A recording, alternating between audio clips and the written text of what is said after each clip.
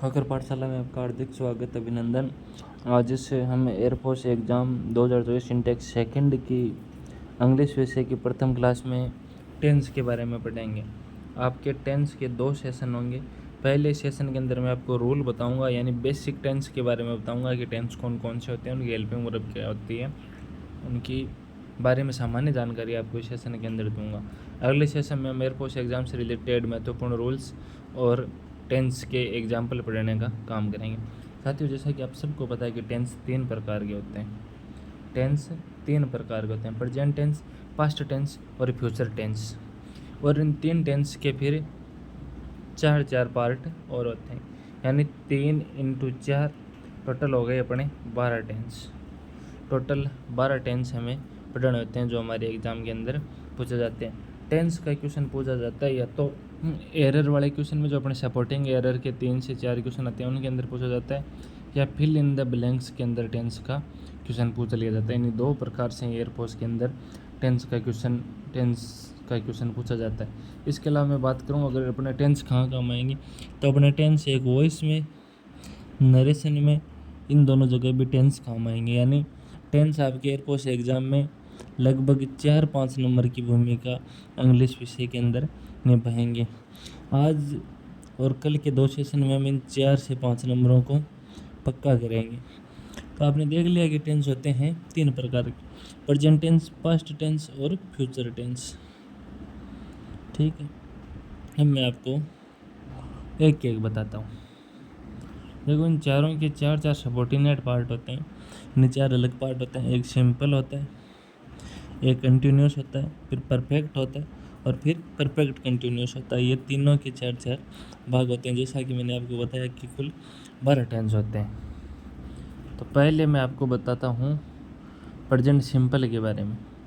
साथियों, present simple tense की पहचान करने के लिए आपको वाक्य को देखना। अगर वाक्य के अंदर वर्ब की फर्स्ट फॉर्म के साथ एस या ई एस का प्रयोग हुआ है, वर्ब की फर्स्ट फॉर्म के साथ एस या ई एस का प्रयोग हुआ है साधारण वाक्य के अंदर, अगर नेगेटिव, इंट्रोगेटिव नेगेटिव वाक्य है और उनमें डू और डज का प्रयोग हुआ है, डू और डज का, तो वो आप जान जाएंगे कि वो प्रेजेंट सिंपल है।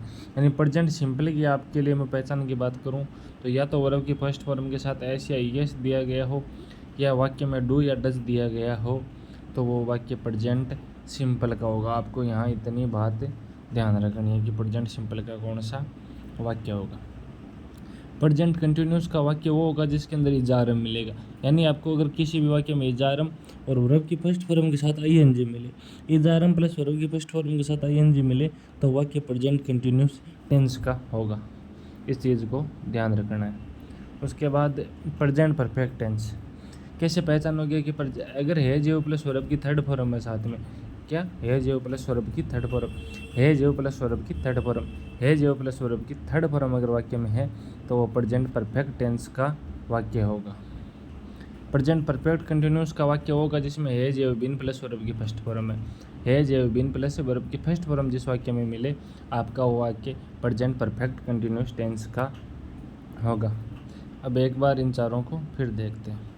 क्या पढ़ा हमने कि प्रेजेंट टेंस के 4 पार्ट हमने पढ़े, जिनमें सिंपल सबसे पहले हमने पढ़ा कि प्रेजेंट सिंपल टेंस वो होता है जिसमें वर्ब की फर्स्ट फॉर्म के साथ एस या ई एस या डू या डज अगर किसी वाक्य में आता है तो वो हमारा सेंटेंस प्रेजेंट सिंपल टेंस का होगा। प्रेजेंट कंटिन्यूस में हमने पढ़ा कि इज आरम प्लस वर्ब की फर्स्ट फॉर्म के साथ अगर आई एन जी का प्रयोग हुआ है तो वाक्य आपका प्रेजेंट कंटिन्यूस टेंस का होगा। प्रेजेंट परफेक्ट में अपन ने पढ़ा कि हैज एव बीन प्लस वर्ब की थर्ड फॉर्म अगर किसी वाक्य में आती है तो प्रेजेंट परफेक्ट टेंस का वाक्य होगा।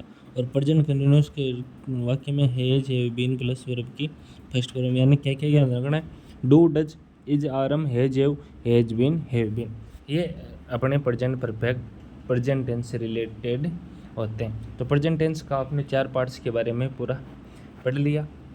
अगला सेशन जो होगा उस अगले सेशन के अंदर अपन पास्ट और फ्यूचर टेंस को पढ़ेंगे। पास्ट और फ्यूचर टेंस को अगले के अंदर पढ़ेंगे। उससे अगले 2 सेशन के अंदर हम इनके नियमों के बारे में जानेंगे कि एयरफोर्स एग्जाम में कौन से नियम आते हैं। और 5वें सेशन के अंदर हम एयरफोर्स एग्ज़ाम से रिलेटेड क्वेश्चन करेंगे। धन्यवाद।